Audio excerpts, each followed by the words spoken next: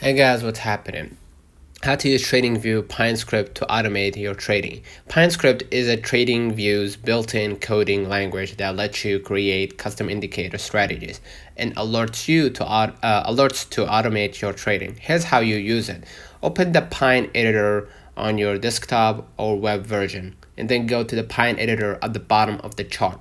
Right? You can see it right now in the screenshot on my Mac, right, or PC if you're using PC, and write down your script. Right, use Pine script to code custom indicators to or signal or trading signals, excuse me, and then apply it to your chart.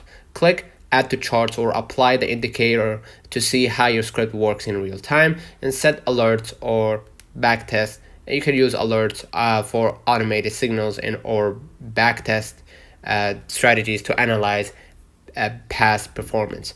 Can you use Pine script on iPhone? No, TradingView's iPhone app does not support Pine script editing. You can only apply pre-built scripts for coding. Use the web or desktop version. Right? So want automation? Set alerts in the app, but coding must be done on the computer. Let's find out in the comments if this video helped you.